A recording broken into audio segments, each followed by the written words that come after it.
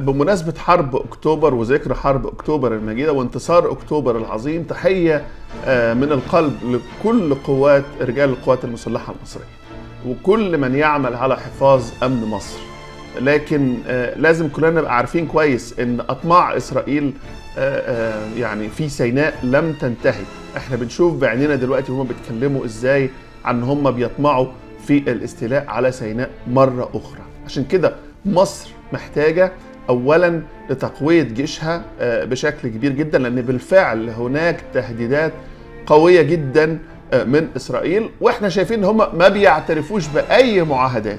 ما فيش أي معاهدة، حتى معاهدة كامب ديفيد راحوا احتلوا معبر فيلادلفيا ويضربوا يعني عرض الحائط بكل المعاهدات. ففكرة إن إحنا نعتمد على المعاهدة ده ليس ضمان للسلام خالص، بالعكس ده احنا مهم قوي. احنا شايفين كلام الاسرائيليين، شايفين اطماعهم مش في مصر بس، في كل دول المنطقه. عايزين يحتلوا جزء من لبنان ويحتلوا سيناء من مصر ويحتلوا الاردن اللي دافع عنهم في ضد موضوع الصواريخ الايرانيه. فضيحه طبعا لملك الاردن. بس يعني عموما نرجع لموضوعنا تاني.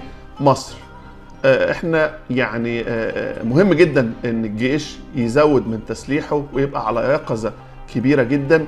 ده مش كفايه، لازم كمان مصر تبني تحالفات دفاعيه قويه جدا علشان لو حصل حاجه يبقى كمان عندنا حلفاء.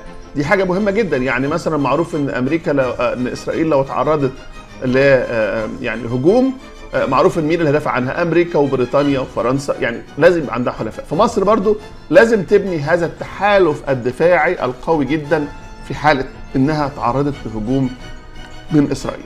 الحاجه الثالثه، لازم يتوفر لمصر سلاح الردع.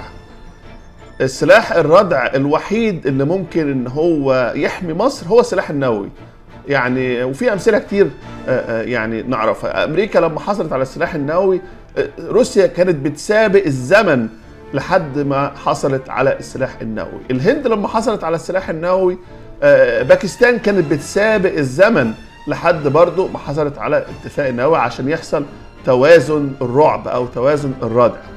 فمصر برضو لما اسرائيل حصلت على السلاح النووي، من مصر من حقها برضو ان هي تحصل على السلاح النووي. لو الثلاث نقط دول اتوفروا بالتأكيد هتبقى مصر في وضع امني افضل.